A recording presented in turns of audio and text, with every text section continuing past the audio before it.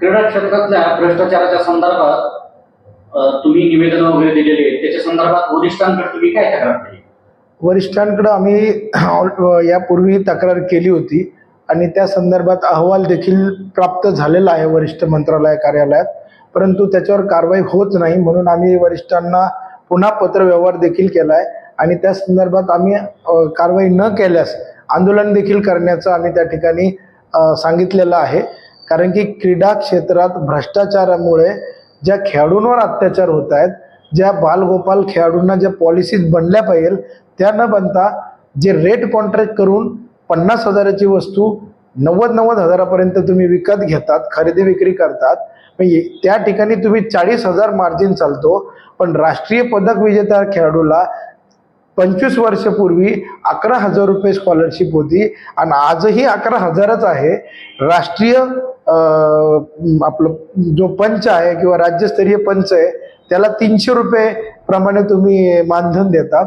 मग तुम्हाला त्या ठिकाणी 90,000 रुपये 50,000 रुपये वाढवलेले चालतात, परंतु ह्या गरीब खेळाडूला आणि त्या मेहनत घेणाऱ्या क्रीडा क्षेत्रात पंचांना याचा लाभ का देऊ शकत नाही? तुम्ही पॉलिसी का बदलू शकत नाही?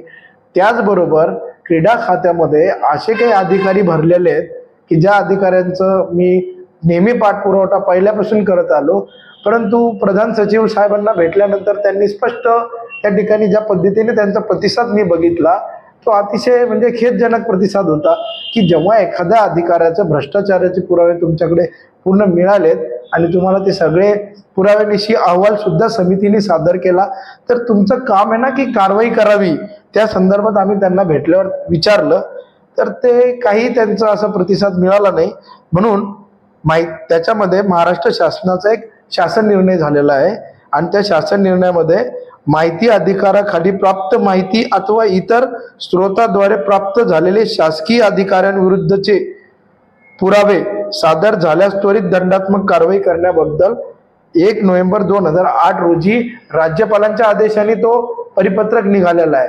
मग असं असताना तुमच्याकडे अहवाल प्राप्त झाला, 3 वर्ष तुम्ही तो अहवाल बनवायला लावले, आता 6 महिने झाले, 3 ते 4 महिने झाले, त्यातही तुम्ही त्यांच्यावर कारवाई करत नाही. म्हणजे या परिपत्रक, शासन निर्णय, भारतीय संविधान याला तुम्हाला कुठलीच भीती राहिलेली नाहीये.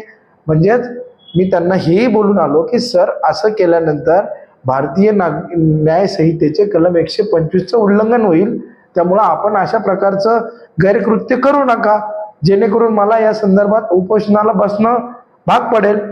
तरी त्यांनी कुठल्याही प्रकारचा प्रतिसाद दिला नाही, कसल्याही प्रकारची त्यांना भीती नाही आहे शासनाची, कायद्याची. त्यामुळं आता खेद वाटतोय की अशा प्रकारचे अधिकारी जर महाराष्ट्राला लाभले असतील तर 2036 साली आम्ही कुठल्या ऑलिम्पिकचं स्वप्न बघतो, हेच आज प्रश्न मला प्रत्येकाच्या मनात पडायला लागलेला आहे.